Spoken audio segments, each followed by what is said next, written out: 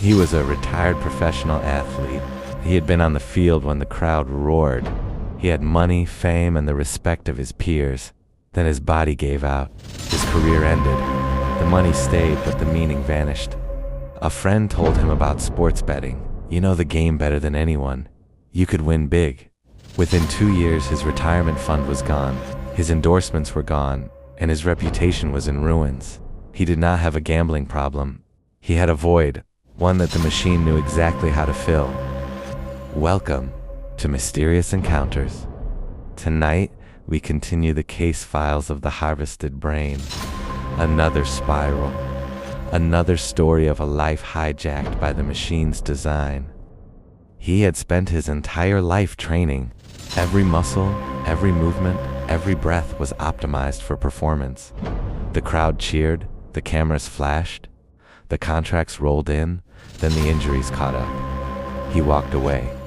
The crowd stopped cheering. The cameras stopped flashing. The contracts stopped.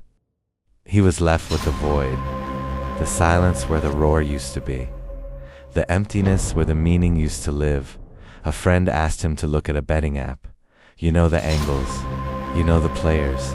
You could make a fortune. He downloaded it. He placed a small bet. He won. For the first time in months, he felt alive.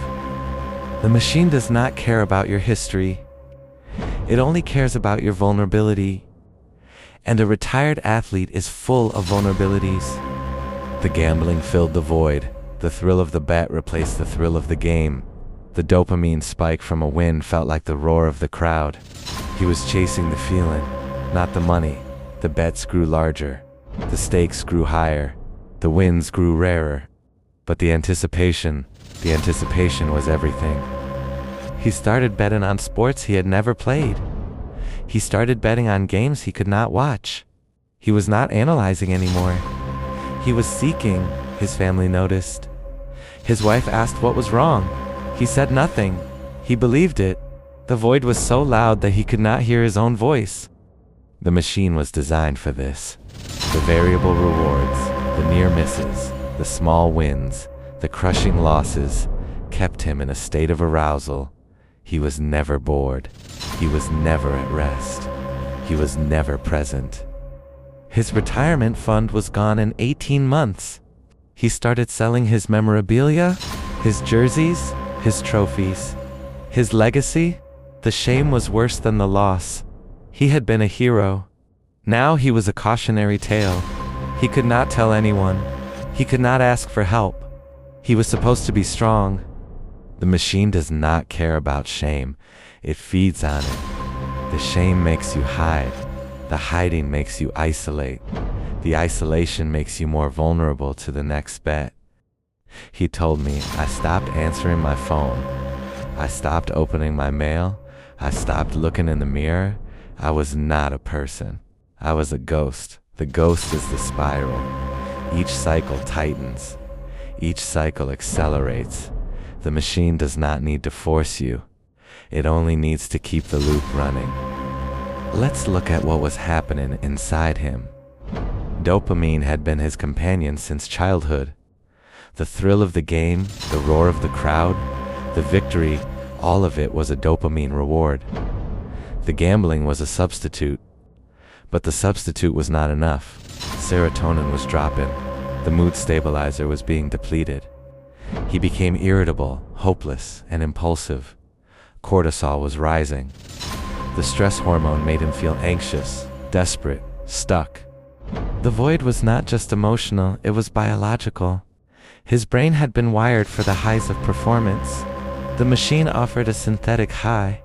The synthetic high was cheaper, easier, and more destructive. He was not gambling against the odds. He was gambling against his own biology. And his biology was already compromised.